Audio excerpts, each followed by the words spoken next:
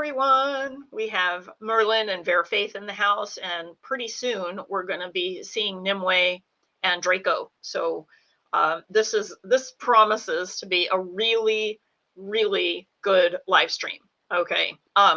Dave, we've been talking about Tolkien and what his sense was about Doggerland for a really long time, like meaning within the path. Like I remember you had brought that up like back in like 2006 or 7.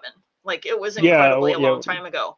Yeah. And then what's happened is that like more science even has come to bring about, you know, some of the things that Tolkien would not have known about, and yet he featured some of the things in the stories. So, you know, the Balerian borders, for instance, the Oliphant thing with the bones that were found, you know, with archaeology. So I'm and Nimue's in the house. Yay! That means Draco's in the house too, probably. So howdy both. And so I'm going to load up the paper, and Dave, I'm going to let you take over. Okay. Okay. What this paper, it actually grew out of a long-standing interest in it, but also a recognition of that the people who call themselves Tolkien scholars, or to use the term loosely, they have kind of the wrong idea. They're doing it wrong. In other words, parts of the ancient borders and so forth do match up, but I'll go into this whole thing in my article here, because it's as much about mathematics and mapping as it is about Doggerland itself. But it's an important concept, because people who assume bijection, that is a one-to-one mapping, like, well, the bathymetric coastline at the last glacial maximum 20,000 years ago equals this, but yes, it does but it equals it in places.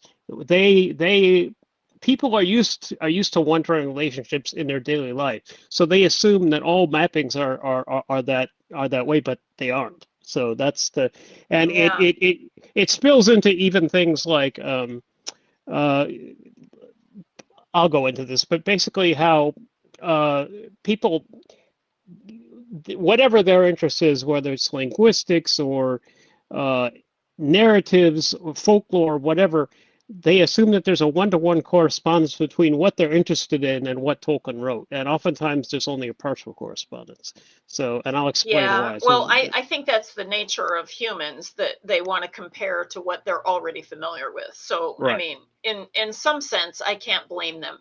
But you might be correct that it can narrow so much that you miss a lot of detail. Oh yeah, and then they start force curve fitting. So well, because this part matches, the rest of it matches. Yeah, that's a whole different thing. Well, anyway, we're gonna go ahead and get started. Dekindre is running late today. He is in a house, appointment with some folks looking at his house in Hawaii. So let's send really good energy toward that. But he'll be in the room later. He did tell us to go ahead and start. So we are doing that. And I'll bring him in the room as he will come in, and everything's going to work. And so, I have a little preface I wrote that's not in the article, because it's more for the video here. Okay. Basically, I want to explain how my method is different to pretty much everyone else who is attracted to Tolkien. One thing my special interest, I'm on the autism spectrum. My special interest is higher mathematics, topology especially, which is basically the science of shape and form and its transformation. So I will give you first the very densely packed definition of what I'm doing, which is the most accurate, but not a lot of people will understand that. So I wrote it out in a more ordinary language. So, okay, this is what I do. I use topological mythography grounded in symbolic cognition and mathematical formality, which resists the fixity of source critical reading in favor of relational invariance and mythic resonance. Now, what the hell does that mean? So, well, and some of those references that you gave me, I put them in the description of the video. So if anybody wants to look at that. For people who have a, everybody's interested in different things. Not everyone may be interested in mathematics, so not interested. But if they are, and they're interested in exploring the underlying method of this of what I'm doing, I put the links, and Lisa put them below the video description there. So anyway, I'll explain what that compact sentence said. My approach to Tolkien's work diverges from traditional scholarship by treating Middle-earth not as a coded reflection of real-world history or Tolkien's biography, such as asking whether Numenor is Atlantis or the Shire is the English countryside, but as a living landscape of symbolic patterns. Rather than seeking one-to-one origins or fixed meanings, I explore how mythic shapes recur, shift, and resonate across cultures and stories, focusing less on what Tolkien meant, quote unquote, and more on how his narratives function, how they orient us, draw us in, and echo deeper structures of human imagination. The symbolic ecological perspective blends pattern tracking, shamanic cognition, and topological insight, engaging the Legendarium not as fiction or canon to be decoded, but as a living manifold, a structured field of symbolic resonance, echo, and transformation. In short, I don't map places, I map how meaning moves. So that's essentially what I'm doing. And this is your preamble that you have printed for yourself. It's not within. No. It's just making sure, because I thought, oh gosh, I need to find this. It's not in the article because it's more about me and what I'm doing and less about the topic. So okay. Awesome. Okay. I'm ready to go though. Okay, here's the article. The river we step into is not the river we step out of, from the Greek philosopher Heraclitus. Oh, gotcha. I did not put that into the river we step into is not the river we step out of. Yeah, Heraclitus. Yeah. Wow. On the shape of what is lost, topological affinity, mythic space, and the mapping of meaning. Introduction, the affine compass. Imagine dough spread across the countertop. Thick, irregular, elastic. Scattered raisins hold the positions even as the whole mass stretches and deforms. This is affine transformation, that's the technical word. Change that preserves relational structure. What bends, what shifts, and what remains fixed. These are the questions affine geometry answers. Now imagine it's not dough being stretched, but meaning. This essay began as a response to an intriguing if flawed idea that Tolkien's Middle-earth is a disguised map of Ice Age Europe, as proposed by Andrew Henry in his blog. And I don't know if you want to bring those links are in the first reference on the end. No, I don't know if you want to bring them up because we'll also be reading mine. But if people are interested, they can go to his blog and see his work. You're talking about at the bottom of these. Yeah, these are the appendices. It's the first endnote, endnote 1, Andrew Henry, How Tolkien Disguised Ice Age Europe as Middle-earth, parts 1 and 2. That's from his Saxon Cross blog. Okay. Oh, here we go. Go all the way to the bottom. So then we have part 1 and part 2. And by the way, for those who don't know it, this very document, it's a hackmd.io link that is in the video description. So if you want to, go to these sources, you actually can. It's not a problem. The sources that Dave talked about earlier that I put in the video description, that's a different list of sources. Okay. So we're gonna scroll back up here to and the reason why Saxon Cross. Okay, right here, Andrew Henry and the Saxon Cross. Okay, right. And very good. And people, if they're interested in what I'm talking about, they can look at his blog and see what what he did there. Definitely. Okay, do you want me to continue or? Yeah, because what we can do is allow people that want to see those sources. They can open up the sources. Right.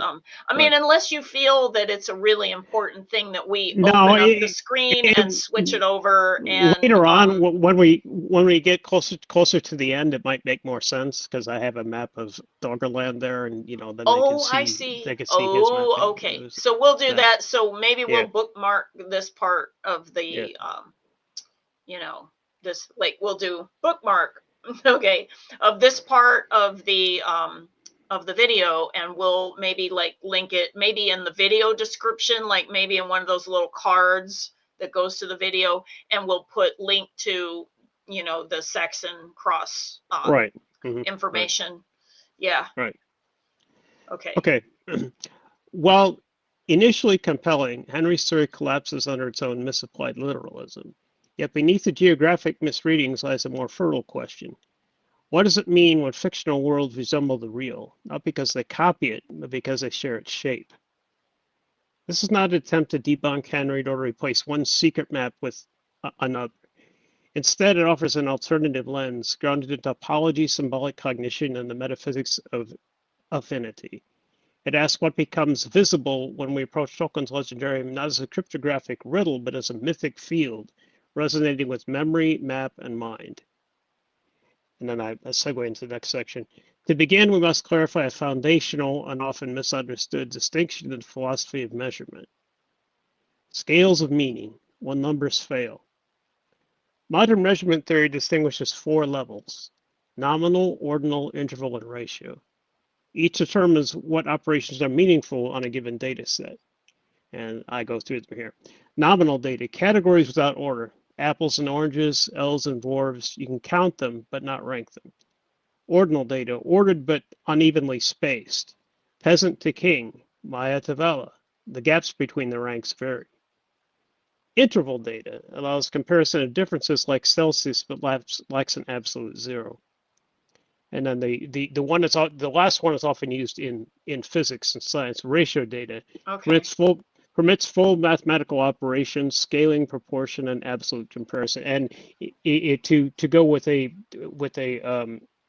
temperature example like Celsius, this would be the Kelvin scale, which does have an absolute zero where all motion ceases. So that's their 0 point. I see. That Tolkien's world belongs to the nominal and ordinal realms. It maps meanings, not measurements. So that means it's tracking names, and in some cases it's tracking relative order, like it's, you know, peasant to king, my development. But that's as far as you can go with it, because it doesn't have interval or ratio level data. Yeah, it just you know.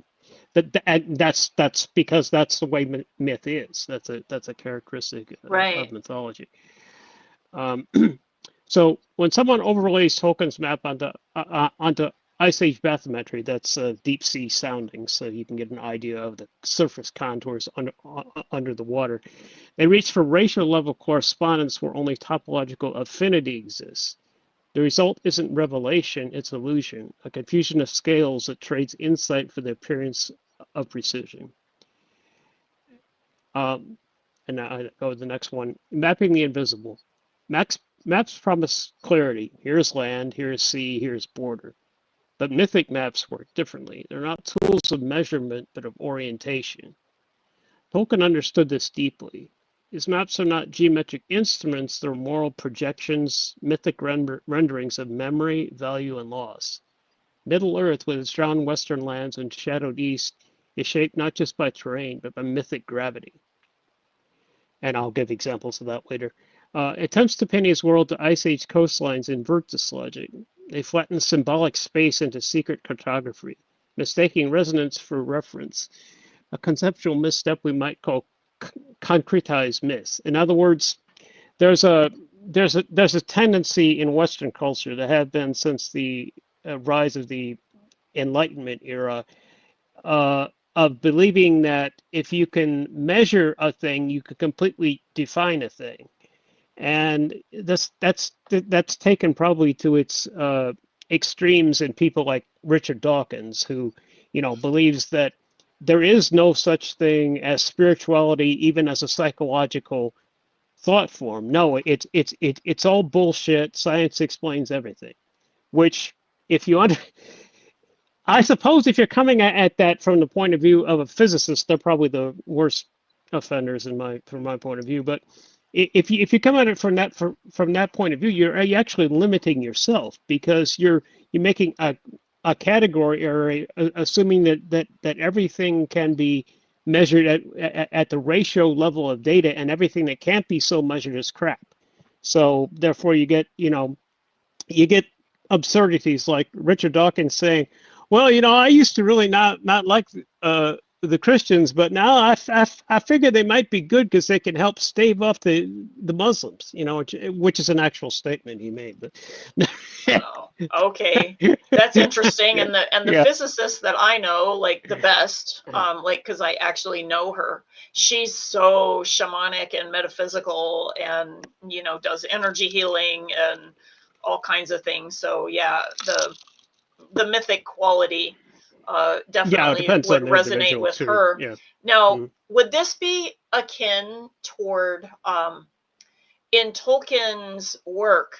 It's not only maps that he shares art, he shares like movements of the moon, and like different things, like calls the sky, like some of the astronomical things, which, by the way, we did a video on that. Maybe we need to do another one.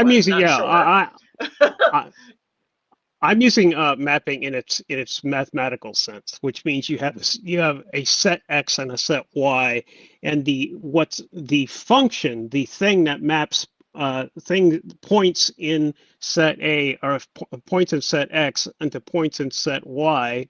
That's a definition of a function, that mapping. So when I use mapping, I'm talking about it in the mathematical sense. I realize there can be some blending of words, because when most people use map, they're thinking of like a AAA map or something like that, or a map on their cell phone or whatever. But not only that, but kind of a metaphorical map. And what I mean by that is like maybe like an outline or a description, like maybe it's not even a per se map, that's visual. Like it might just be, this is a step-by-step thing, or this is like a calendar when the moon was waxing.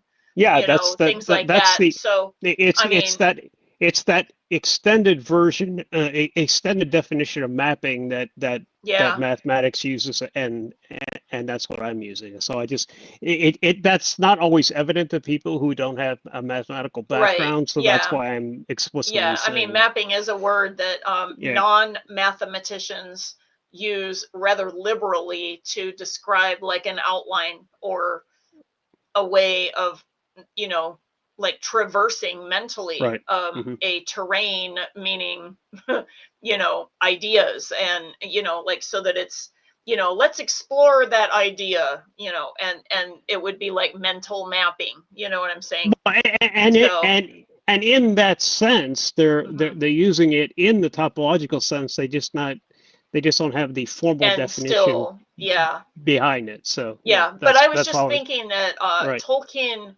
didn't just use topological, like drawings of the land masses. He actually did a lot of set, if you will, chronological set work by describing the motions of the moon and the stars, and some of those types of things that are also resonant of the mythological quality that that's what I'm talking about. Is evident. The word topology is not related to topographic. Those are correct. Those are that's two different words. Concepts. Yeah, topography and topology is two different things. Right. Definitely. But I was just mentioning that because there might be some people who are watching that are thinking only the map is what matters. Right. There might be some other people that like assume that it's all the mapping, like even mental mapping and stuff like that. So I'm being clear about that. But also, I don't think that Tolkien was mental mapping. I think he was just receiving the info and just you know, it's like how a painter or, you know, is inspired or something like that. So not only was he inspired writing the stories, he was inspired, you know, with the art and other things as well. So, and the art is inclusive, interestingly, of his maps. So, well, yeah, but again, we're sliding across meanings yeah, of the words, and my article here is about the mathematical meaning yeah, of yeah, this. So yeah. anyway, I'll finish this and then I'll ask if see if there are people have any questions, whatever. Anyway, Okay. mistaking resonance for reference, a conceptual mistake we might call concretized myth, and that's when you say, like, well, kind of like the well, for want of a better word, fundamentalist Christians do. The earth is only 6,000 years old. I can prove it because that's what it say in the Bible. You know, and they count the generations, you know, since Adam or whatever, and add it all up, and yeah, and that's your 6,000 some years. And if you step outside of that, it's all crap. That's a good example of concretized myth, and it's I simply see. wrong. See? So, Oh, well, and yeah, actually, I mean, yeah, I think that we could all agree that anybody that has stories that are based on only their ideas and that everything in evidence has to match their theory, regardless of what they shoehorn it with to fit it in the shoe. Yeah, I yeah, think that that's definitely not our audience here. I think that right. we're definitely the opposite of that, where we're definitely looking at expanding our lens for myth and mythology and mytho-history. And then I'll go to the last sentence here. Yet this mistake arises from a valid intuition. Something in these stories echoes older shapes. Our task is not to silence the echo, but to interpret it correctly, topologically, not literally. Okay, now, does anybody have any question? Because I can't So see the far, I screen. didn't So. see any, but let me just double check. Yeah, it was just Merlin that said, yeah, I agree. Okay. To one of your points earlier, so Oh, that's okay. fine. Yeah. Okay, let's see here. So we're Forms on without forms without facts. facts, yeah. Yeah. Forms without facts, the logic of affinity. Topology studies forms that can bend, twist, or stretch without breaking. A donut and a teacup are topologically identical. Both have one hole. Details differ, structure endures. Myth behaves the same way. Atlantis, Numenor, the flood of Gilgamesh, all are homeomorphic, different in context, identical in shape. They do not prove each other's existence, they echo a common attractor. And mythic attractor is a term I came up with for this article, but this is what I'm talking about. To say Tolkien's Numenor is Atlantis is a category error. Better to say they both participate in the same mythic attractor, a pattern that recurs not because it's remembered, but because it's structurally inevitable. In other words, the forms come out of the way that the myths are structured. A lot of people assume, well, because Plato's Atlantis legend precedes Tolkien's writing about Numenor, that must mean that Tolkien stole it. Because, see, and again, that's an unwarranted idea that there's bijection when there isn't. You know, but Right. they seem not to be able to think of anything else. So they say, well, you know, that bastard Tolkien, he copied it from Plato, you know. Which is, it's ridiculous because it totally erases the idea of the music, you know, the muses, if Exactly. you Yeah. will. Yeah. Because he could have been inspired in the same way, you know, as other stories, because these are in the, if you will, that fabric of the Right. world, you know. So yeah, it's just self-evident. um I was thinking that what you call mythic attractor, I have heard that called mantles, meaning it's kind of like place markers, like so that it's like commonality between, like, say, two myths, or, you know, like where two mythologies might be, you know, compared. Like, so for instance, like if we're comparing Greek mythology to Norse mythology, and then there is a mantle of, say, Thor and Jupiter, because they have the same resonance. Okay. Yeah, resonance But is it is basically what I'm not talking that about. Thor equals Jupiter. Right. It is right. not Jupiter equals Thor, and it is certainly not one is the right answer and one is a copying. Exactly, and that's what happens when people get into that mode. They're engaging what I call degenerate bijection, and that this, Jupiter must equal Thor, must equal, and they're all the same thing. We're also talking about people who are of, thinking quite literally and quite only in the physical dimension and not in other dimensions. Well, dimensionality has a different meaning to a mathematician. I'm just stating for the record. Maybe how about other worlds? Okay. Right. Okay. Worlds where we don't have this flesh suit, and we're touching the table, we're touching the computer. This is this world here. Talking about other worlds, and we're living in them simultaneously, even if we don't know what we're doing in the other ones. Unless we're sleeping or journeying or whatever else that it's basically about the Feanturi. It's like, are we dreaming or are we dead? Right. Or I probably should have said at the beginning before we're already in, but we're already in. It's all right. We can talk about it now. I probably should have said that what this whole article came out of was me trying to codify my mode of thought and explain it to other people. That's very difficult because I don't think linguistically. I'm a visual thinker, so I'm able to hold all this information in my head simultaneously because it's not in linguistic form. So, but then when I have to express it in language, it's basically, I think, in parallel, language is structured in sequence. So it's difficult to get everything, to explain everything. The only way, as far as I can see, again, I'm not another person, so I can't tell for certain that you can't copy another person's neural network and put it on your own and see how they're thinking. But as far as I can see, they would have to read this article. They'd have to be interested in it in the first place. Read the article, hold the whole thing in their head, and then they would get an idea of where I'm going with all this. But the reason I structured the way I am is, you are correct about language, wherein, I mean, it's a wonderful tool in this reality that we're in. Okay. Because otherwise we might find a lot of difficulty expressing our ideas and thoughts. Okay. Mm-hmm. Without speaking, without writing. Okay. Right. Those types of things. However, if we think about the spirit world, how do they communicate with us? They don't communicate. I mean, sometimes they, you'll hear language or, see letters or, things like that. But most of the time, spirit communicates with us in symbols.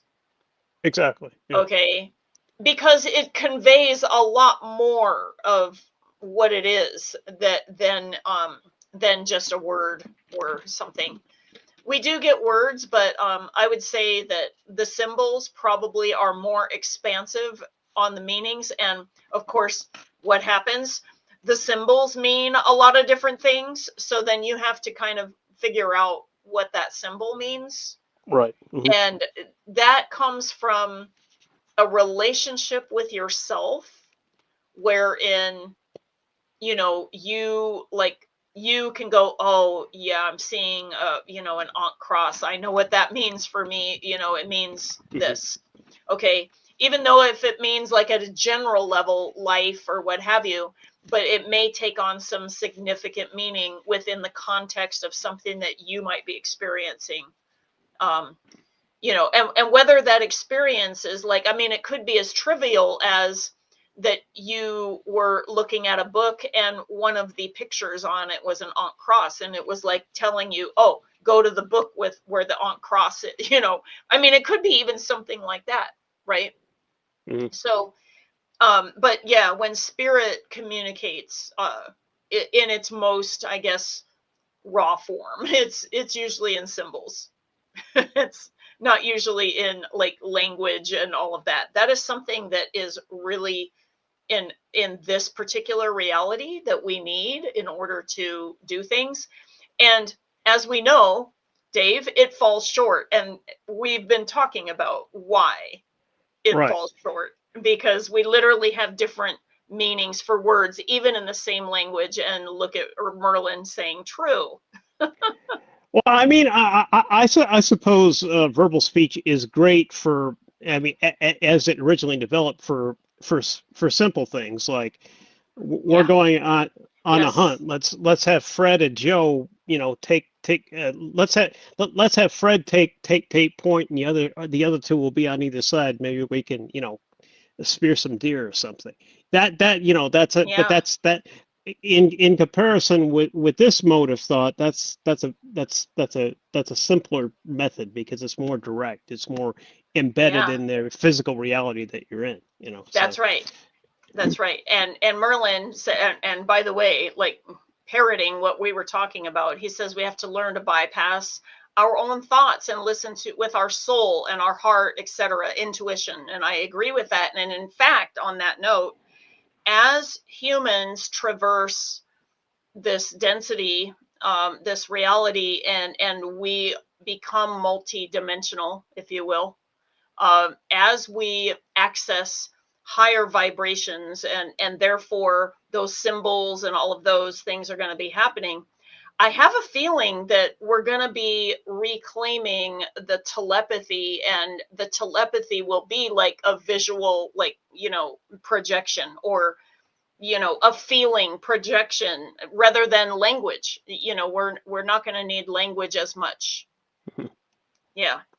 So on that note, let's switch back over here to the mythic. So we were identifying what the mythic attractor is, which is a cool term, Dave. I kind of like that better than mantle.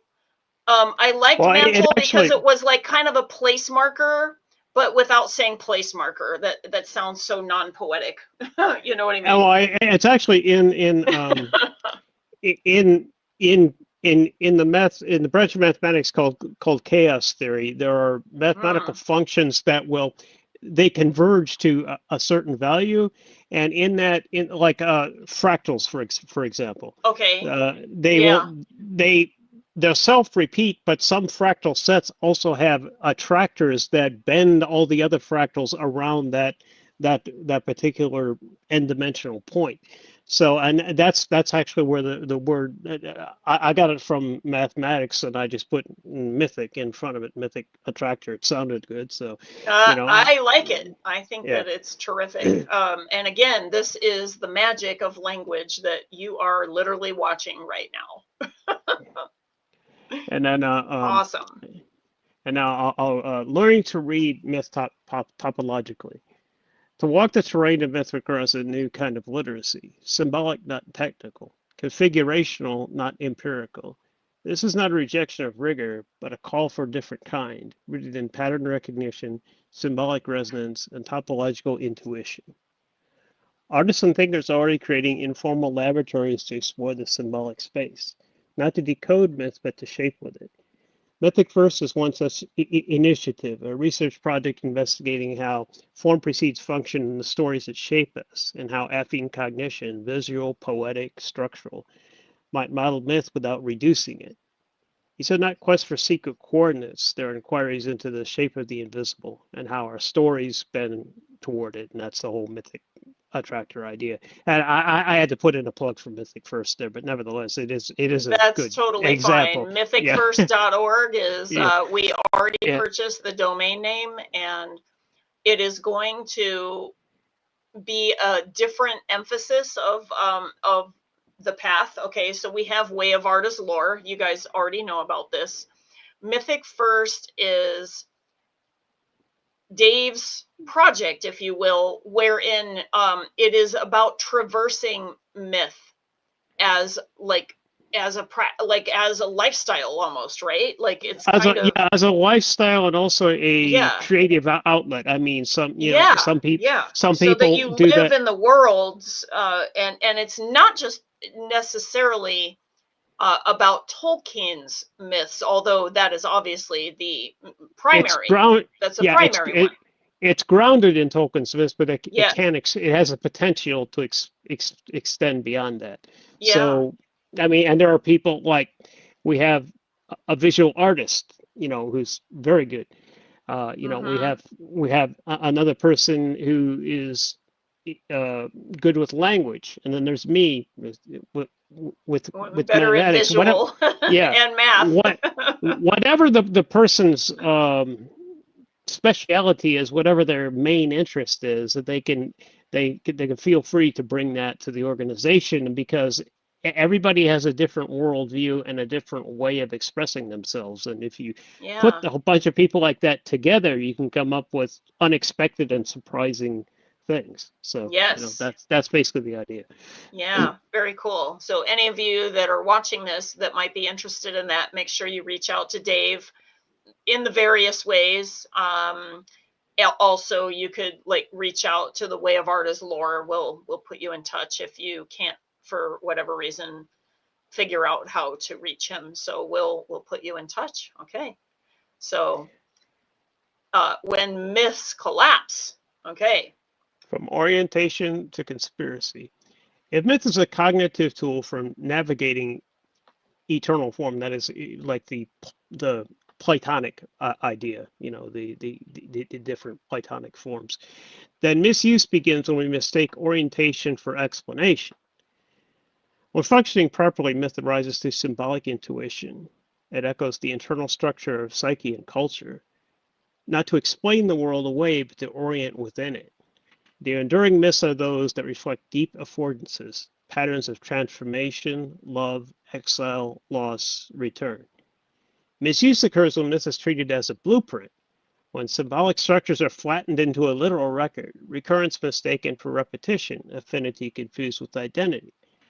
This is a domain of conspiratorial thinking, not as caricature, but as epistemological collapse. That is to say, when people say like, well, them gray aliens, you know, they done beamed up my brother Phil and put a probe up his butt, and I can prove it because he told me that, and I know he's a truth-telling man. Well, that may be true for Phil or for his cousin, but you know, it's you can't extend beyond that to just because you say it doesn't mean it's true for somebody else without evidence. But that happens a lot with conspiratorial thinking, and to a larger extent, it even happens with.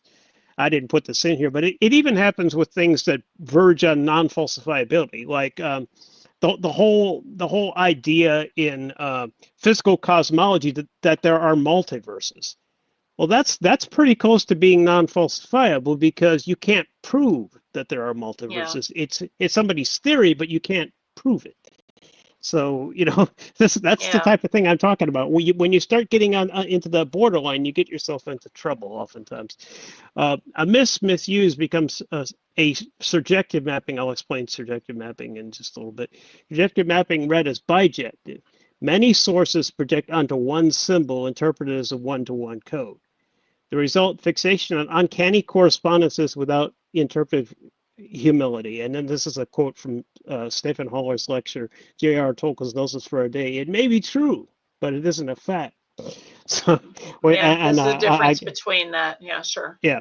And basically, what should I explain? Skip ahead and explain surjection now, or wait till we come to it in the normal course of reading?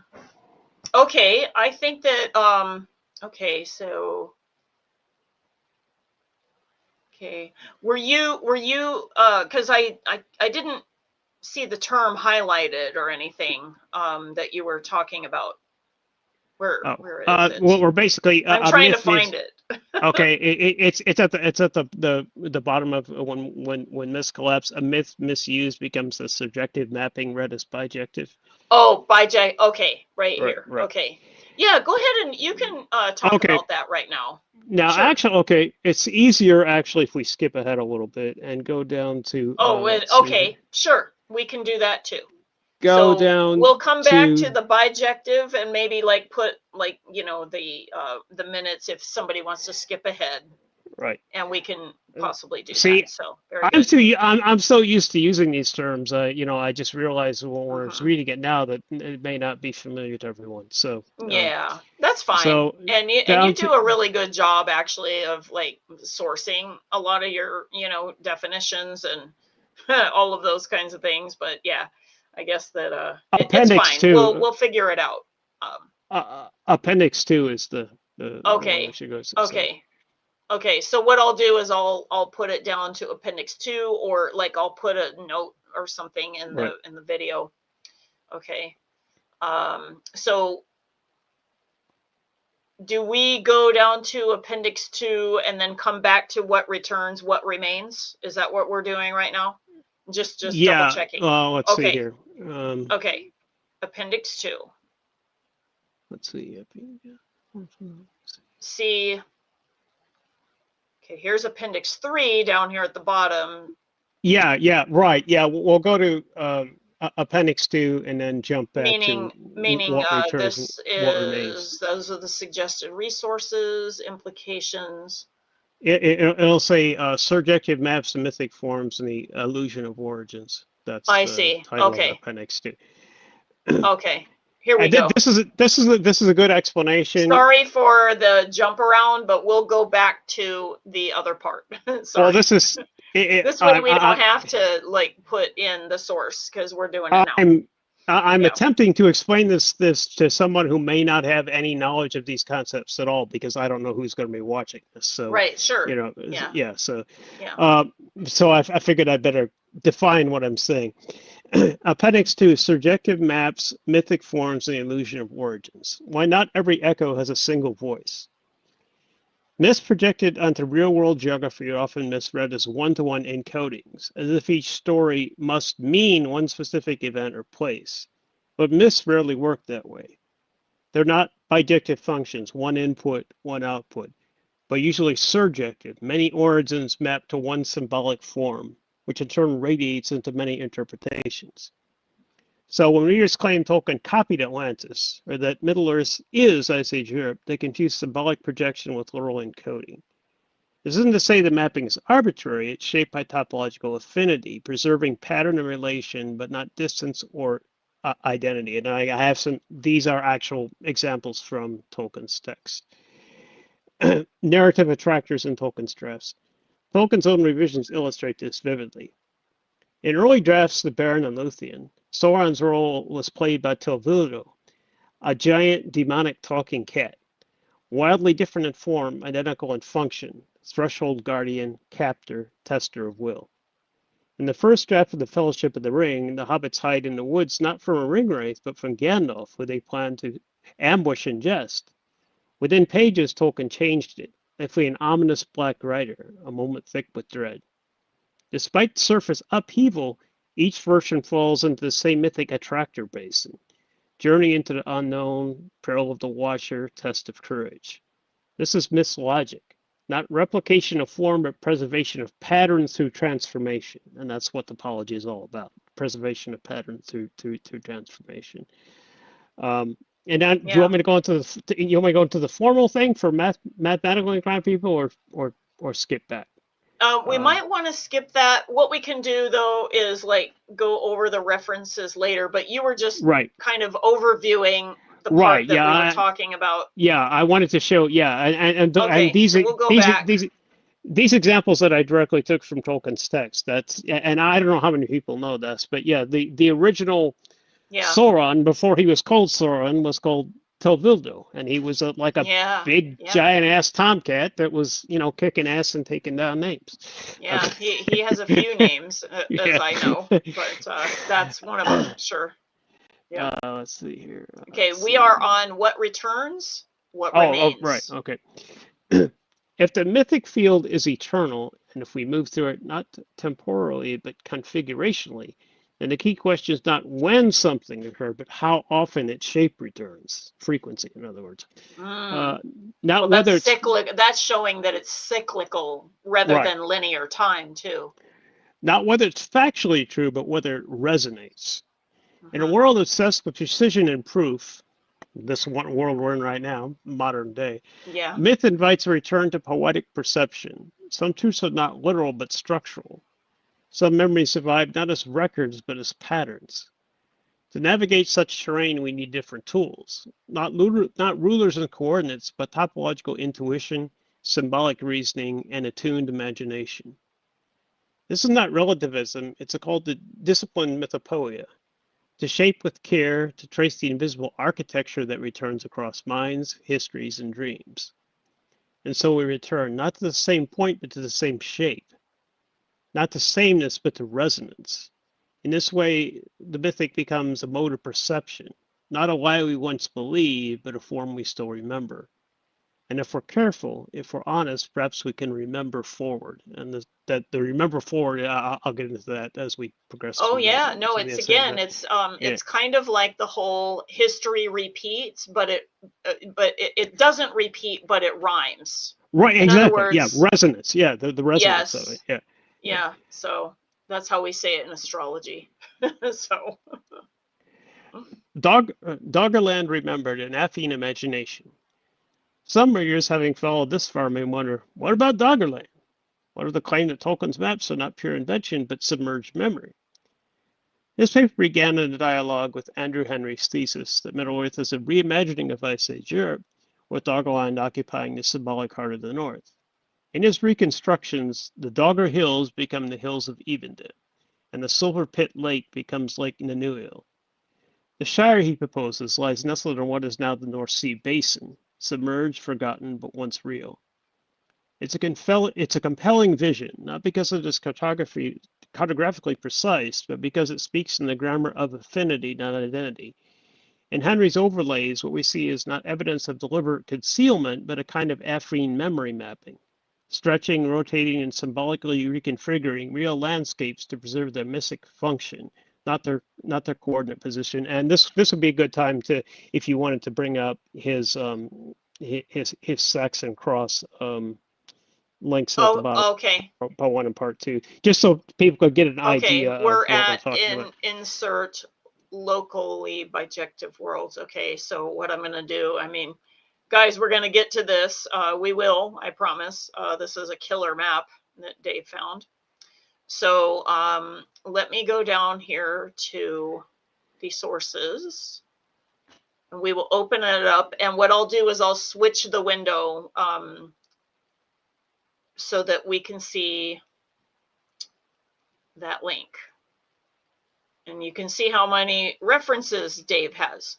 So would we be doing part 1 or part 2 of this particular? Yeah, actually there's good maps in both of them, so you could just... Okay, so open both. Go. Okay, so here's what I'm going to do now. Okay, first I'm going to like blow. Okay, can I blow this Probably a good one is... okay, I'm seeing if I can like enlarge. Oh, there we go. Okay, I enlarged it. Let me see if I can part 1 is a good one. Change the window. So I'm going to remove the blog temporarily. And then I'm going to, and Dekendra is still not here, so I'm still watching for him. I am now going to upload, let's see. Oh, stop screen. Okay, I had to stop the screen first, apparently. Okay. If you go to part 1 and go down a little bit, you can see his Doggerland map with what I'm doing is I figured out how to make it larger. So okay, and I'm hoping that the screen shows right now. Does the screen show? Looks like it, yeah. Yeah, okay. No, it's showing really well. Yeah. Okay, brilliant. Yeah. So that's one of the maps. And if people want to see specifically what he's doing, they can look at it themselves, because I mean, it's a really good overlay, to be honest. Yeah. It's just that it's only locally bijective, and he assumes it's bijective. He uses various what are mathematically called transforms and try to make everything fit, but not everything will fit. That's kind of a lost cause. And honestly, as you and I already discussed, it's not the point. Right. But there's so much resonance though that we can't ignore it. Right. Definitely can't ignore it. So, okay. So are we going to go to the next one then? It just depends if you want to get, all I was trying to do is get people a general idea of it. They can look at it in detail themselves, because this is this guy's work, not mine. So, Right. if Okay. they So I'm want to going to see what stop he's done. sharing this one. Yeah. Okay. And I'm going to go to part 2. And this is a different map. Right. Okay. So I'm going to go to the second map, you guys.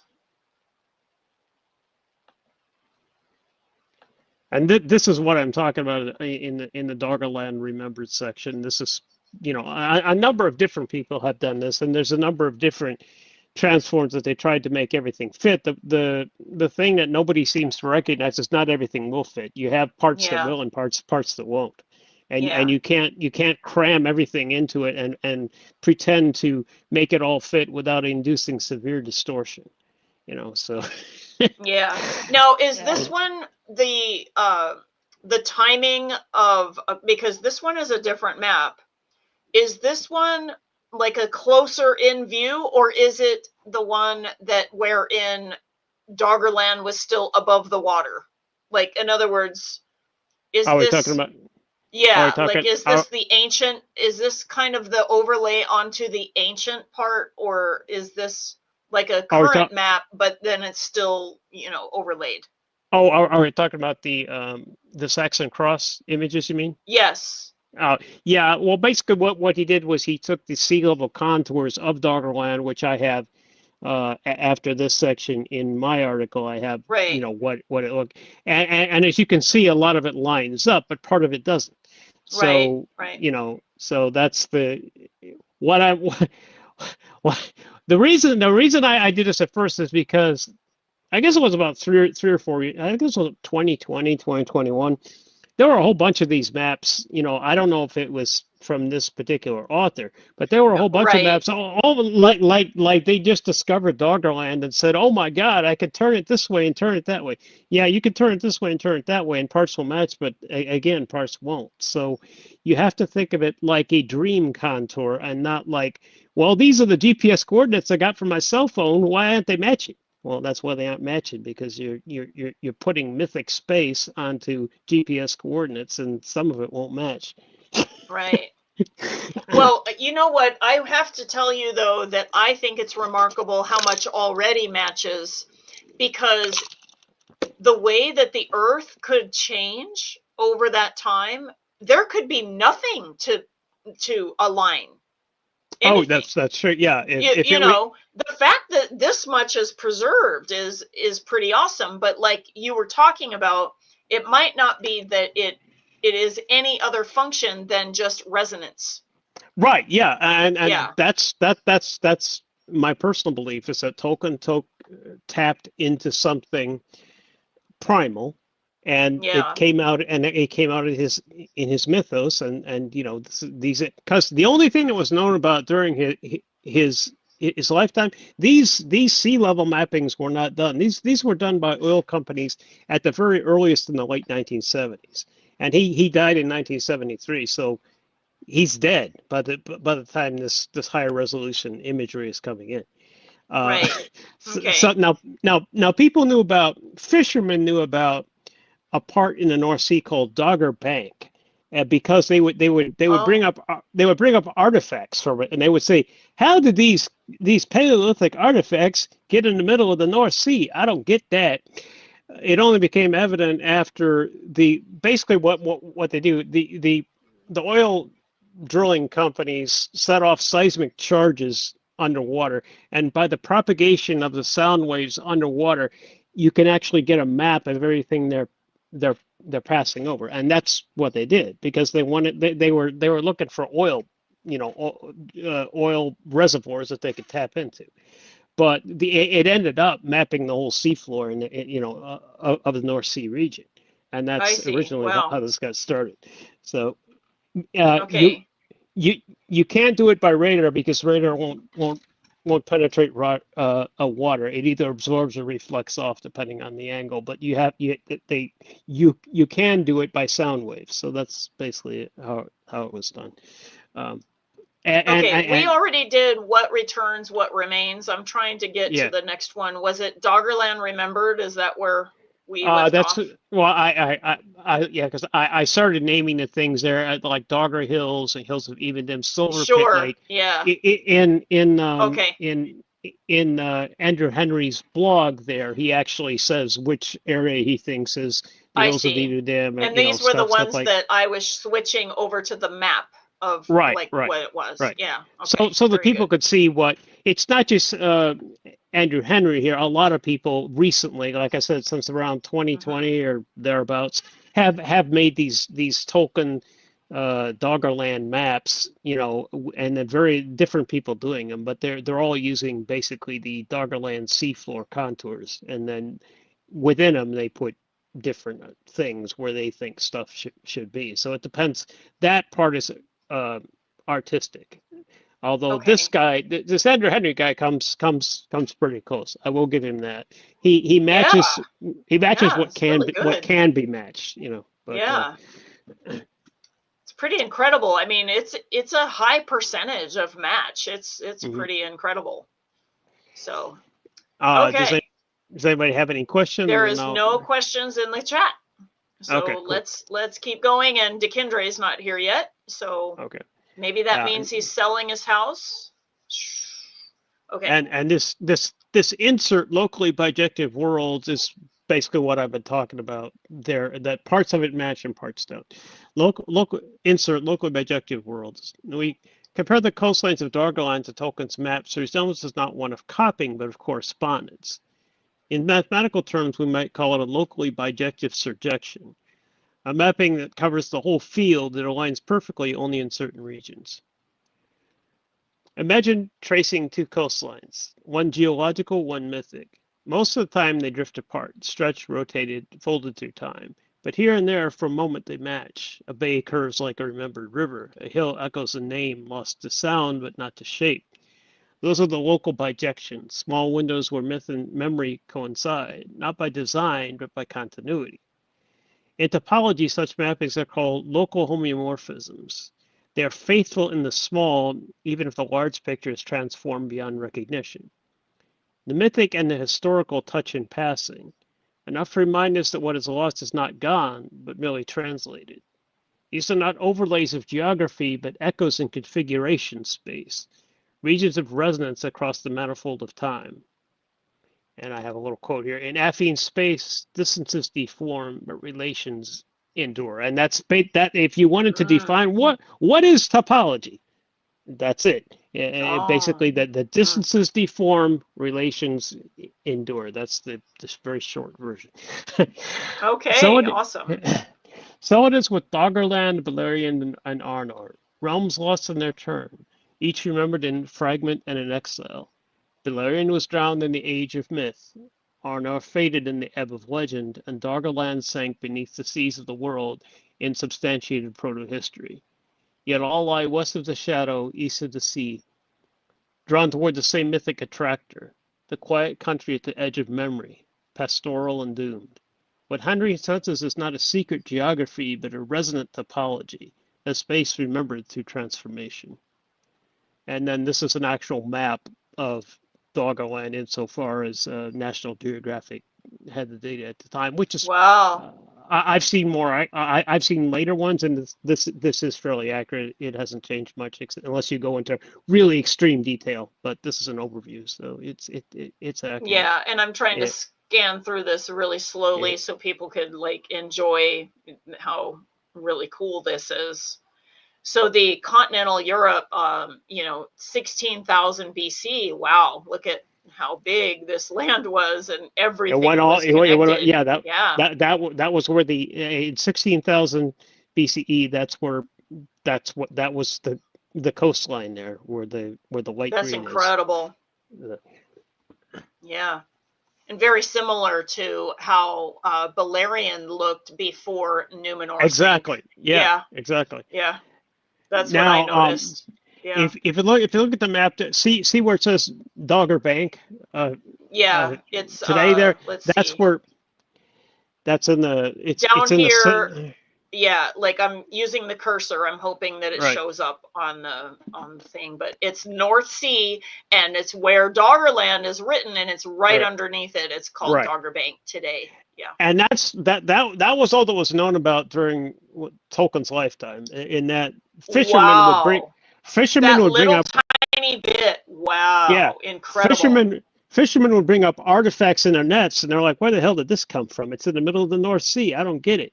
You know. Yeah. Wow. And what it turned out, what turned out to happen, is that as you see, as we get closer to our time, the Doggerland starts flooding. That's why you have 8,000 BC is somewhat darker green, and you see that what's now Ireland and the UK are still connected by like a narrow isthmus, but it's pretty. So and then when you get to 7,000 BC, Dogger Bank, which is an island, and what happened was around. I think it was like 6,500 BC, if I have it right. I'd have to look to get the exact date, but around that time, there was an underwater landslide. Part of the whole coast, near, I believe, Denmark and what's now part of Norway, came loose and displaced a huge amount of water. It caused a tsunami, which completely flooded what was then the island of Dogger Bank, the last part of Doggerland. It submerged it, and if any of the, I mean, it was a real like tsunami, like worse than the one in 2004. So anybody living there would probably been either killed, or if they weren't killed, there weren't many of them left. Yeah. So and it became waterlogged after that. So at that point, Doggerland, as the last part of it was abandoned, and people either went to mainland Europe or they went, to the British Isles, one or the other. But that was a big thing during that time period. It was a catastrophic flood. Wow, incredible. So I'm cruising down a little slow again, so you can see how much of this was like. This is an incredible amount of land that's underwater now, particularly from the 16,000 years ago.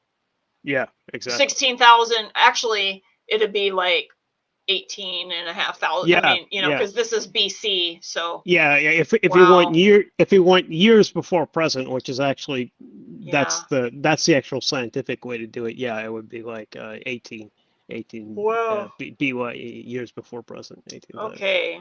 So and the figure that Europe, that was a reconstruction of northwestern Europe at the end of the last ice age, showing the extent of Doggerland before its submergence.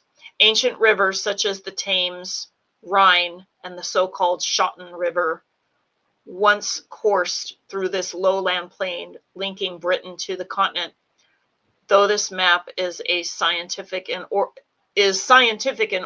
it resonates with the mythic memory of the drowned realms, lands west of the shadow, east of the sea, that persist in story long after their coastlines had vanished.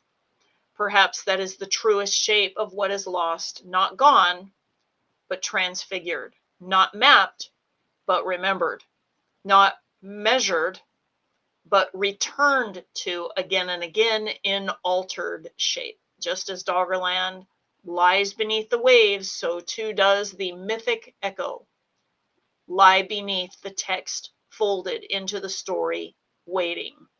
Okay. So we got Appendix 1 on Atlantis and Numenor. Right. Appendix 1 on Atlantis and Numenor. Many claim that Tolkien borrowed Numenor from Plato's Atlantis, but the structures reveal key differences. Plato's Atlantis is a moral allegory, a critique of Athenian decline wrapped in political philosophy. Tolkien's Numenor is a mythopoetic memory, less about prescribing virtue, more about mourning lost wisdom and the corruption of pride. Or to put it another way, Plato's Atlantis exists to prove a point. Tolkien's Numenor exists to break your heart. The resemblance is affine, not derivative. Yeah.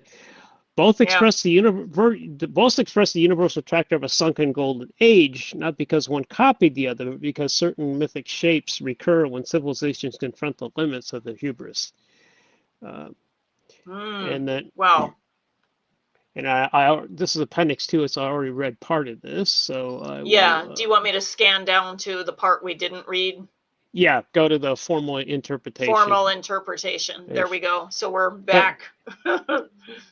This is my bread and butter for the mathematically inclined reader, yo. So yes, which is fine. Yeah, share with us. And I recapitulate a little bit about the levels of measurement: nominal, categories without order, race, archetype, culture; ordinal, ordered but without measurable intervals; peasant, less than king; interval and ratio, measurable, scalable. Ratio includes absolute zero. Like I said, if we're measuring temperatures, Celsius scale is an example of an interval scale. Ratio with absolute zero is an example of ratio level. And so is pretty much every other measurement in physics, like the mass of a electron, the mass of a proton. That's ratio level data, and you can pretty much perform. The reason this is important is because the amount of permissible mathematical operations you can do with this stuff decreases as you get. It's high. You can do basically all mathematical operations on ratio level data. You can do a little bit less on interval level. You really drop down when you get to the ordinal level. You can do a few things, and then when you get to nominal level, you can do hardly anything at all. You can count how many of these things there are. You can calculate what's called the modal value, the things that the values that occur most often, like the most kings or the most hobbits or whatever. But that's about it. Yeah, because it's not that you can't do mathematics on it; that your mathematics won't. If you try to use full ratio level mathematics on nominal level data, you'll get results that don't mean anything. Or as you mentioned, category error. It's just totally errors. Yeah. Right.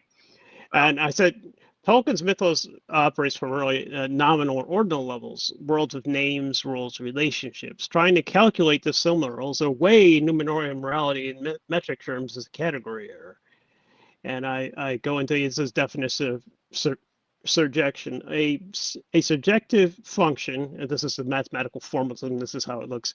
Function f mapping set x to set y means that every small y element of set y has at least one x element of set x mapping to it. Multiple x's can map to the same y. Or in other words, in myth, the motif, the fall, the flood equals y. The sources, Atlantis, Doggerland, Mesopotamian myth, psychological descent equals x. Many origin converges onto one symbolic form, but to insist that one x sub 0 is a true source ignores this structure and invites confirmation bias. What that means is you can have from your x there, more than one thing can map onto the motif, like the fall can map onto many different stories, like it says there. Atlantis, Numenor, Mesopotamian myth, even psychological descent, like if you're talking about Jungian psychology. You can map more than one source onto onto one result, basically. And people aren't used to that because they're used to, like, well, 2 times 2 equals 4. But if we're talking about a surjective function with a different mapping, you can have 2, not times, because that does have only one result. But you can say like a Laplace transform or whatever. You can map it more than one source onto that result. And that's basically the idea of what I'm trying to say is that people who try to back calculate, like, well, this looks like like, well, I think Tolkien copied Plato's Atlantis because there's some elements in common. Basically ignores that there can be multiple points mapping to your result. So that's the idea behind this. Anyway, here's a category is that, as I said privately, people often treat mythology like a political poll saying 7.4 Americans prefer Trump. Applying racial logic to ordinal or nominal data is generating nonsense. Because the reason it's generating nonsense is because there's no such thing as 7.4 Americans, or even 70. Even if you tried to make a percentage out of it, 74% of Americans prefer Trump. That's all that's doing is changing the scale without changing the essence of the data underlying it. So there are certain permissible operations you can do with nominal or ordinal data, and certain ones aren't. So you have to know what you're doing, I guess is what I'm saying, really. At least to talk to mathematic people. Yeah, and a lot of times people, with the politicians especially on both sides, will use that. Yeah, well, our polls said this and such. Well, they are certainly not mathematicians. Okay, yeah. We know this from the way they handle our money. Okay. Well, and they also do it. They also more. They also frequently do a lot of scale distortion like that, so that, well, see, the polls prove that this and such. Oh yes. Oh yeah, you can definitely make polls look whatever way you want. And we saw what happened, in the past few years with all the polls saying this or the polls saying that, and it turned out almost, diametrically opposed. Yeah, exactly. Exactly. Yeah. Symbolic memory and miscompression. Cognitively myths act like compressed fields. They preserve not exact events, but meaningful relations. Thus, Arosa's choice of mortality echoes Jonathan yielding the throne to David, and even Karna's loyalty to Duryodhana in the Mahabharata. All stories where allegiance reorders destiny. Ar-Pharazôn's proud defiance finds its mirror not only in the borders of Babel, but then also in the builders of Babel, but also in Icarus's fatal ascent, each a parable of hubris undone. The cycle of exile and return, embodied by Beren, recalls Odysseus' homecoming to Ithaca and Rama's return to rule in the Ramayana. Journeys where absence deepens the meaning of restoration. Yet not all exiles end in return. Alador flees Numenor never to see it again, just as Adam and Eve are barred from Eden, and as Gilgamesh grafts the plant of immortality only to lose it forever. These patterns echo across cultures not through copying, but because human experience folds into similar shapes under shared pressures.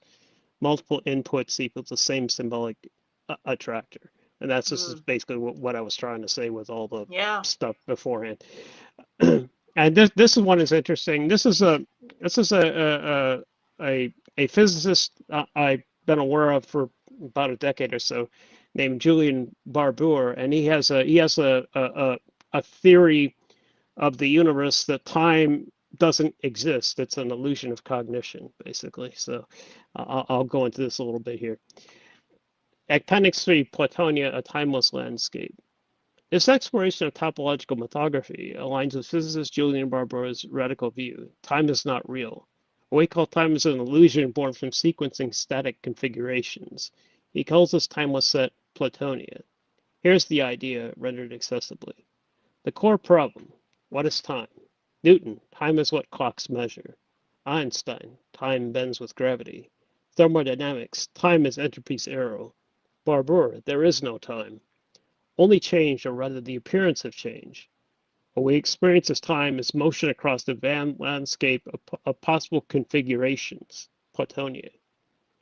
Platonia as the eternal library. Imagine an infinite bookshelf. Each book is a now, a complete snapshot of the universe.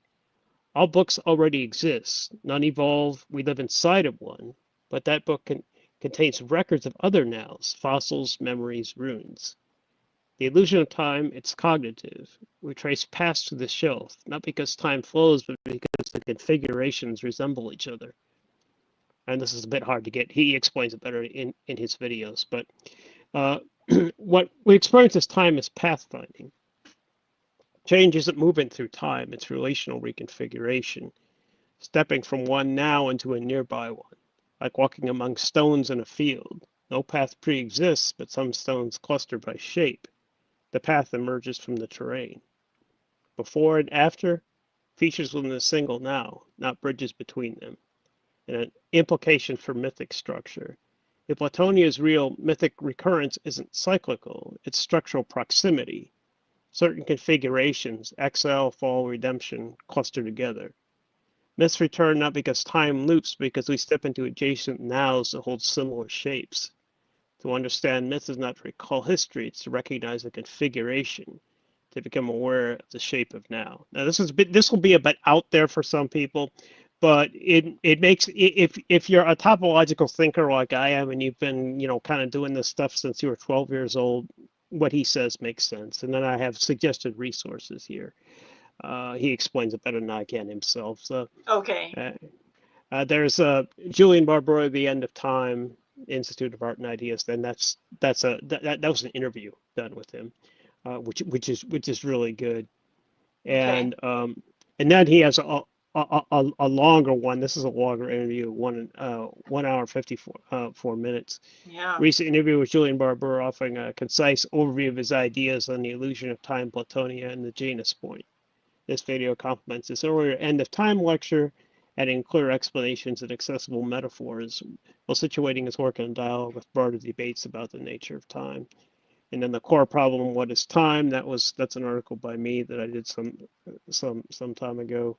Okay. And then the next one, Shamanic Visions, Insights, and the Illusion of Time, is a different one going in a somewhat different direction.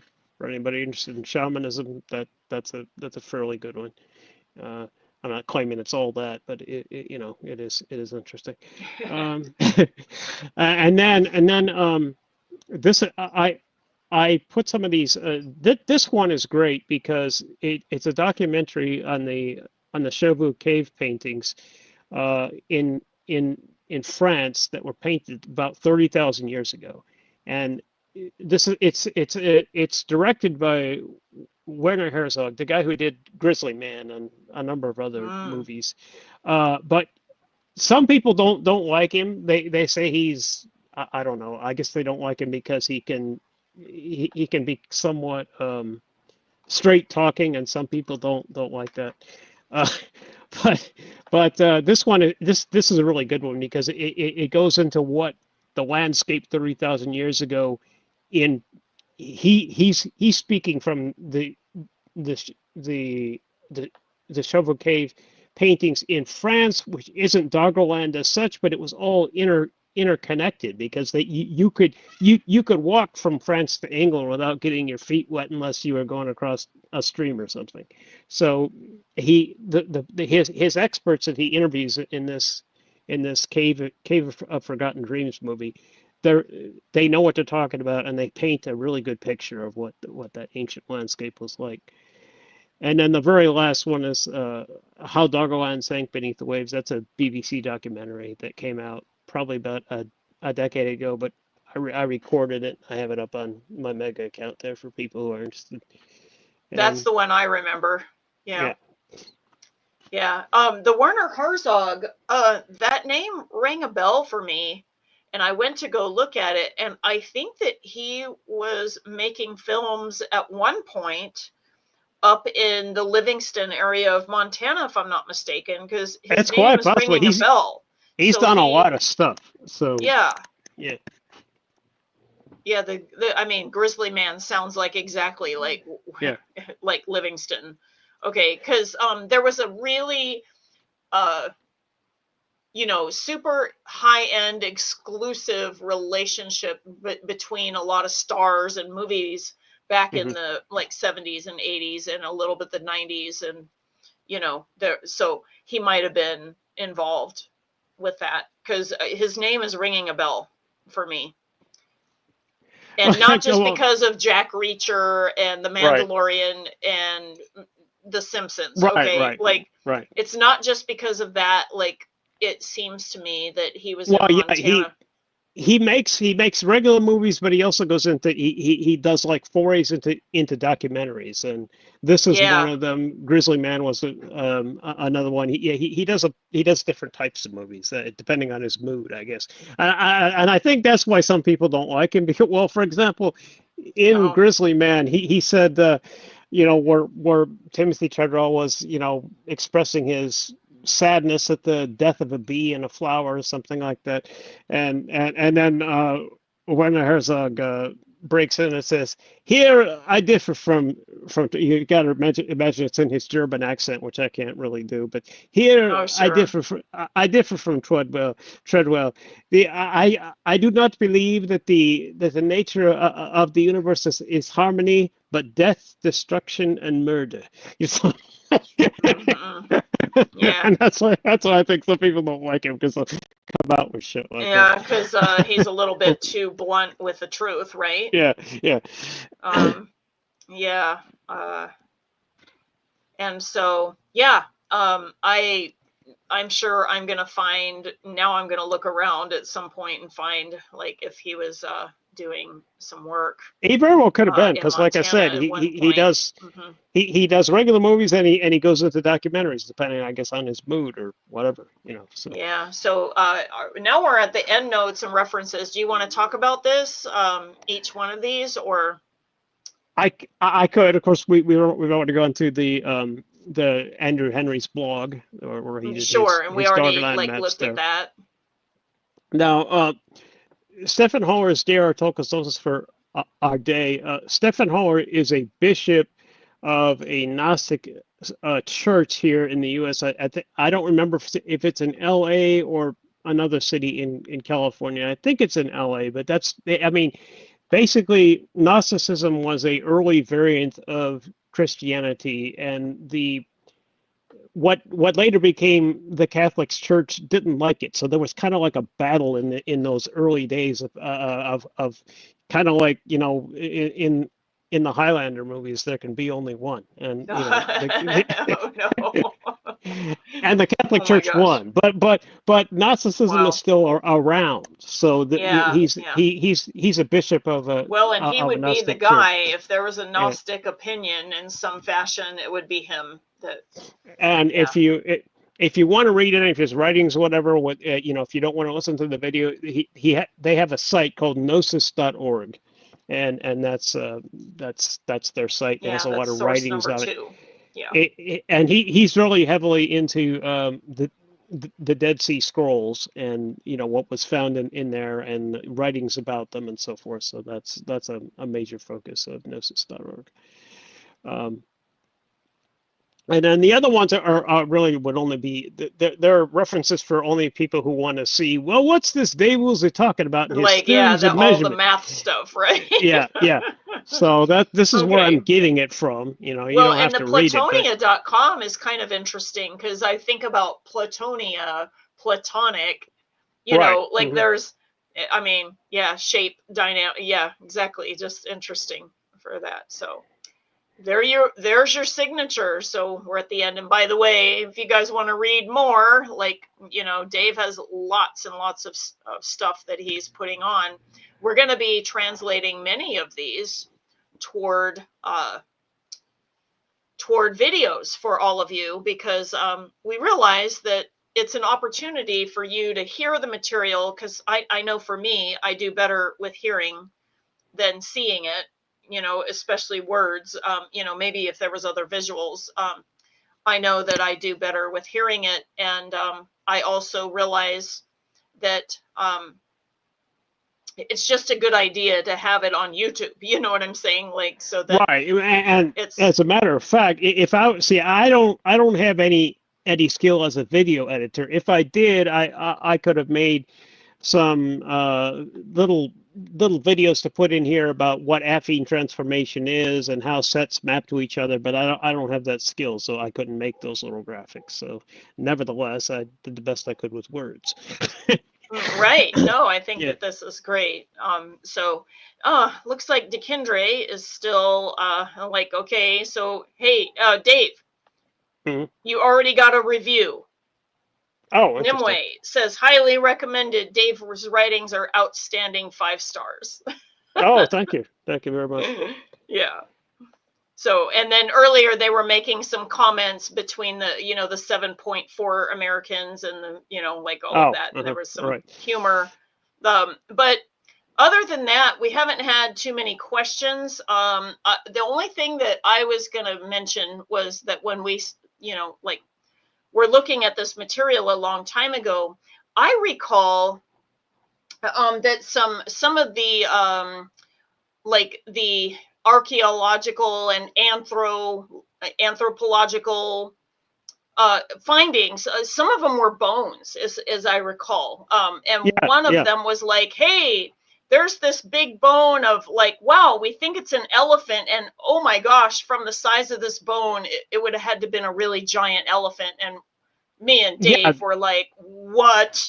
Yeah, they were. And that's no way. Like, that is like the Oliphants that Tolkien tuned into. That was mythological, and you know, it seemed like dinosaurs were running around, you know, in Middle Earth or something. Well, and maybe it's not that far fetched. that's some of the stuff that the fishermen were, you know, exactly. just with the fishing nets were bringing up from Dogger Bank, and it's like not only human artifacts, but like you say, giant bones and things like that. And they're like, how the hell did this get out here? And what is it? You know? Yeah. And the thing is that some of the artifacts had been like thousands of years older than what they ever thought was a thing. Like, you know, there's this idea that, oh, the oldest part of the world is, you know, only Africa or only the Middle East or something like that. And that is just not true. Okay. And of course, they're finding out a lot of this, even on the artifacts that are above the ground. Okay. They're finding that they age date them, and they're way older. It keeps really pushing. Yeah. They really push the boundary on how old these things are. So it just, what it tells me is that Tolkien was very tapped in, and he didn't even need the science in order to tap into this world. He just represented it, you know. It was just there, and he was just reporting it, you know, like how he saw it. And by the way, like, you know, he wasn't going in with oh, wow, I have to map this exactly. Like, you know, he was more interested in the history and the stories, and, you know, rather than like you know, I got to get this map exactly right. So, you know, I thought that he did a really good job on the map, honestly. Oh, definitely, especially because, like I said earlier, some of the stuff, like the coastline of Doggerland wasn't even really known. I mean, the only thing that was known is they were bringing up weird stuff from Dogger Bank in fishing nets. The actual mapping didn't occur till after he was dead. After he was dead. Yeah. So. And the fact that when it came out, I remember when it came out, like, because wasn't there the BBC special? One that you linked in the so hopefully we can like figure out how to watch that for free, because boy, we had a real hard time tracking that down. I remember. Oh, it's on my Mega.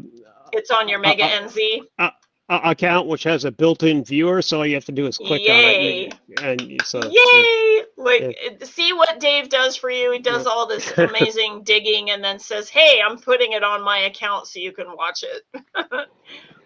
That is such a good documentary. Okay. You guys would definitely, if you do nothing else, I would watch that documentary. And it was chilling how much Tolkien got right. It was chilling. Just saying. Yeah, it's really impressive in that sense. I personally don't know of another author who was writing what the overculture calls fiction, who actually got the large degree of matching. I mean, it definitely happens. There's definitely people who write their fiction that and they're, you know, and so sometimes it's more like maybe deliberate, like where they're like, I'm gonna write. So I just got this. Okay, I got this through the Lionsgate. this book was written deliberately in it, like they set it in the like as a historical fiction, as an alchemist, but used alchemy for the actual character's journey, that the person that was the author went through their own alchemical journey so that it would be an authentic feeling work, but the whole thing is fictional. Okay. So I don't think that's what Tolkien was doing. I think Tolkien was just, he was reporting history of what he was seeing. And it wasn't in the physical realm. Right. A lot of it. Okay. Some of it obviously overlapped in the physical realm pretty well, though. Like, and he wouldn't have known that when he was alive. Yeah. Because nobody knew it when he was alive. Right. Right. So. Yeah. I mean, I see. I see some of these people who were, born much later than Lisa and I were, or saying like, well, it was them sea-throwing mappings during the 1980s. Of course, he just copied it. Well, he was dead, Yeah, but he wasn't alive. It's kind of hard to copy shit when you're dead. He like left the planet. Yeah. Okay, left his body permanently in 1973. Okay, yeah. Like many years before. Yeah. I mean, copying stuff when you're dead would be a good trick. I'd like to actually see that. Yeah. Exactly. Yeah. Yeah. These things were not even on the radar for being done. Yeah.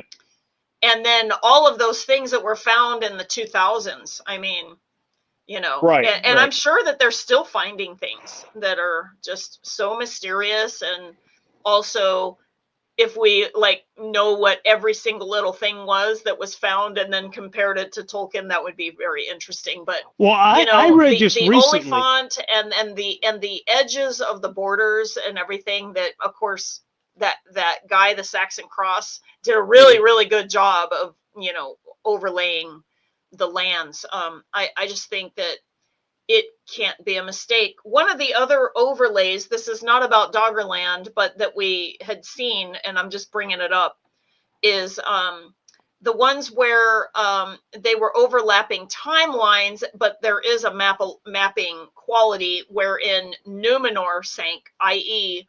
Atalante, i.e. Atlantis. So there is resonance of Atlantis sinking. So what they did was they overlapped Middle Earth and its timelines along with the mappings, and then overlap that. But it was more of a timeline overlap, and it had to do with aligning Atlantis sinking with Numenor sinking, and then seeing what laid out with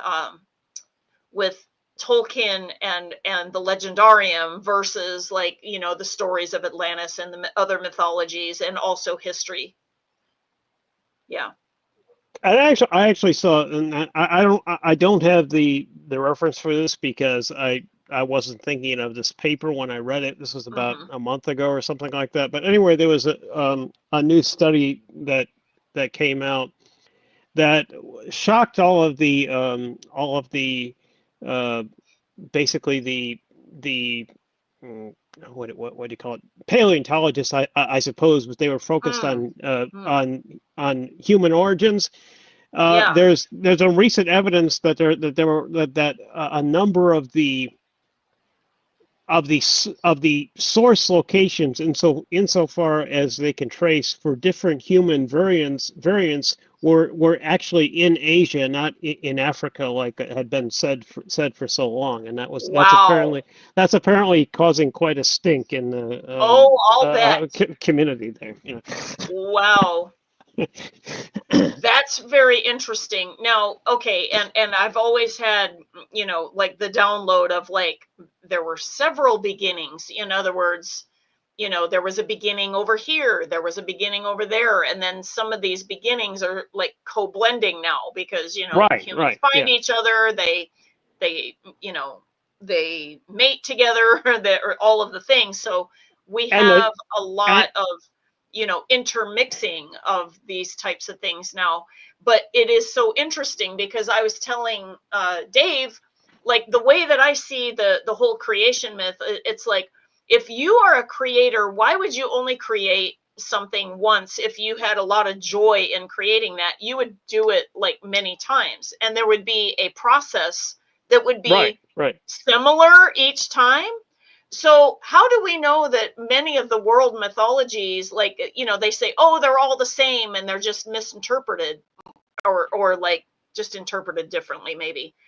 Well, what if they were actually all different events, but there's similarity in the process? Because, for instance, I'm a crocheter. Sometimes I would make hats. So I'd make a hat like in brown and maybe gold and, you know, green or whatever. And then the next time I make a hat, I make it with purple. Now I do the same thing, but I change the colors. Nimue said it. Layers of creation. Yes. Right. Not necessarily all at the same time. So it wasn't like the creators were, you know, creators were doing all of these things simultaneously, because that's too rigid as well. I think that they could have said, hey, we're going to create the Norse myths first or something. Oh, wow. You know what? Actually, we'll create the ones in Africa here first. Oh, wait, like actually we can do the Asian one. So each of the processes could have been entirely different. Egypt, you know, every tribe, you know, like shamanic tribes in the Americas, you know, the, you know, Siberian tribe, like everything. Okay. Australian. Okay. Aboriginal. Like, I mean, every tribe. To me, I think that their legends are probably more accurate than what we realize, and they're not copying somebody else's legends. I think that there's just a similarity of process of creation. Exactly. That, like you said, keeps folding, it keeps doing the thing over again. Right. The fabric is very similar, so you just get the new yarn, the new whatever, crochet a new hat, right? Like, metaphorically, I'm talking about. And so you do the reweaving of mythology again and again. And the creator, I believe, likes to create. So there's, you know, and then even in Tolkien's stories, wherein Eru Ilúvatar created the Ainur, and the Ainur sang everything into existence. And then part of the Ainur was, you know, the Valar, part of them was a Maiar, part of them, you know, and then created elves and men separately, like meaning, you know, from their own creation. Okay. Then we're supposed to all come together, including the elves and men, and re-sing the song, right? This is like, is how, this is a very quick overview of Tolkien cosmology. But I think that there is resonance with other stories, and not all of them have the singing into existence. Some of them, you know, it's a different process. But hey, what if that creator was a different one and did it in a different way? You know, did it. So I don't think that it's a misunderstanding of mythos. I think that it's more accurate, like people are more accurate about their mythologies than they realize, and each time it was a different way that it was created. And so I think that to me it's just a plethora of ways of creation that are really awesome and interesting and beautiful, and that we're all like still here co-creating and doing all of these things, and we're co-creating with each other, and hopefully the world can get their shit together here and we can co-create. Okay, like well, I would really like that. Just to go back slightly about the whole human origins thing. I remember when I was in college, this was the late 80s, early 90s. At that time, I had an anthropology. It was sort of a mixed anthropology archaeology class. And anyway, this dude was one of these fist pounder people about there were no humans in the Americas before 13,000 years ago. You know, and he was quite, you know, pounding his gavel about it and shit. And then, you know, I didn't say anything at the time other than, "Are you sure that's true?" And you know, he had a fit. But nevertheless, very, very recently, I think it's just like 2 or 3 years ago, they found the footprints a human woman with two children in Yeah, volcanic ashfall that was 29,000 years ago. 29,000 years ago exactly. is a lot farther back than That's much 13,000. further. Yeah. And again, we're going to keep finding those types of things. And by the way, again, I think that there's more creations. Like, you know, they have like mythologies about, you know, oh, our people came from the stars, right? Mm-hmm. Then there's other mythology that's like, no, we originate from the earth. You know, we came out of the soil. Right. Okay. Who's to say that one of them's right and one of them's wrong? What's to say that they could have both been right and that it was different creation stories? Right. Just Yeah. to do different ways of creation. Right. Okay. And possibly it could have even been a different creator. So I leave that, meaning the source of the all that is whatever, but like then there's like different beings that do different things. And even in Tolkien's work, the Valar created the things that they were overseeing and responsible for. For instance, with Yavanna with the plant kingdom, okay, Iule with the gems and the like soils and all of those types of things. I would say that Monway with the air and clouds and all of the skies and all of that. I would also say Arda with the stars. I mean, these are, to me, it just makes sense that each of these beings are creating differently, but they all still collate under the source energy. And that's what I love about Tolkien's mythology here, okay, is that it is not like so in Dekindre talked about this before. He talked about how the Greek mythology, like that there was always battles between energies and therefore characters, and there was a lot of really messed up mythology stories, and it's all like to I guess communicate psychology, procedures and some of the things that we have in our culture, and it's done in a really weird way sometimes even fairy tales are like that. So anyway, that's just something that I wanted to add just as a afterthought of all of this, wherein I think Doggerland is just one piece, and it's a big piece, but it's one piece that really tells me that Tolkien was really dialed in with the mythological. Again, exactly. It's another marker of saying, oh no, this was inspired. This is so clearly, mythological material that you can't say that it's not. You just can't. Right. Oh, it's just stories he imagined. Oh yeah. Yeah. Sure. Very interesting. And the problem there is a lot of those people are coming at it from a literary analysis perspective. So to them, know, and they're not thinking about it like from a spiritual origins perspective. They're not even thinking about it in a scientific, anthropological, archaeological, like they're not thinking about any of those sciences either. I only can tell how they think, but basically by reading the things that they write. But it seems to me that basically to them, Tolkien's works are, basically mildly interesting, but so much crap in the wider scheme of things. They would rather study Shakespeare or whatever. And I'm like, well, if that's what you want to do it. Right. Well, also, okay, there's a lot of things about Shakespeare. That's an interesting comparison, because there's some things that tell me that there was some upsetting the apple cart, even with his writings. Okay. But as far as Tolkien and being compared to, like, let's just say, quote, literature, unquote, much literature is written from people's imaginations, although I will definitely say that there's muses and other things. And the best stories, I think, have some basis in reality because we can relate to them. Okay.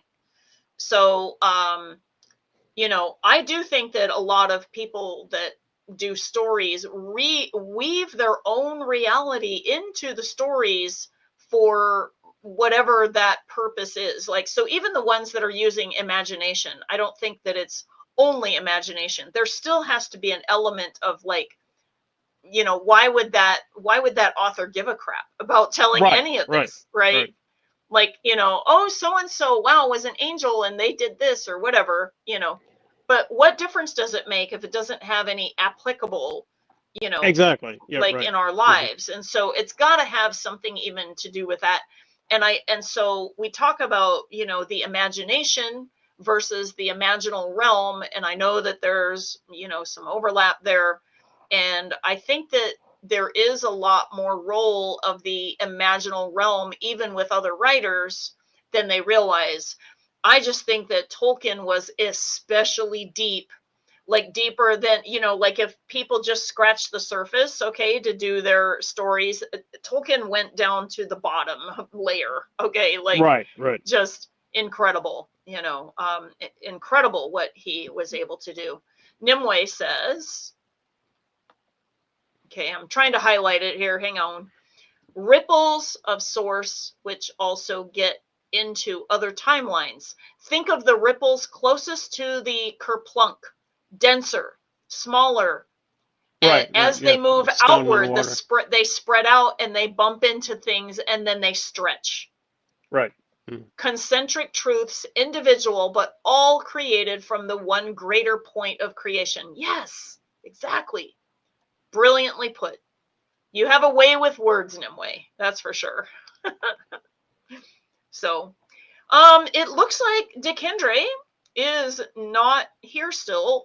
We're hoping that's good news. Okay, we're hoping that that means that somebody's really interested in his house and they're making an offer or something. That would be amazing. Right.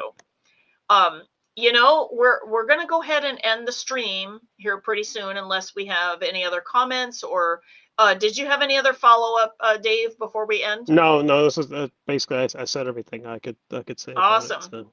Very good. And yeah, so I mean, yeah, I think that the witnessing of all of this is again, it's another layer of why we're doing what we're doing. And Doggerland, for at least me and probably Dave as well, was a yet another confirmation that we were on the right track of this being a of this being a legitimate spiritual path. When we were unsure of like whether this was like real or is like, you know, was this really stories and we're just making this shit up and, you know, whatever.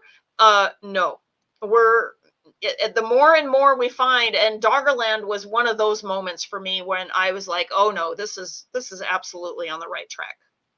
This is absolutely on the right track. Merlin says, thank you. And Vera Faith says, it was great. And Nimue says, this was awesome. Thank you. Yay. Yeah, cool. Awesome. We really enjoyed showing you guys this tonight. We've been wanting to do Doggerland for how long now, Dave? Like a really long time. Number of years, anyway. Yeah. A number of years. So we put it together and it's finally happening. And I'm really glad that I'm glad that we have, you know, like, if you will, you know, technical assistance now that really is helpful to help put some of these together and make it not as laboriously intensive. So this is really cool. So you guys have a wonderful, wonderful evening. Thank you for spending your Friday night with us.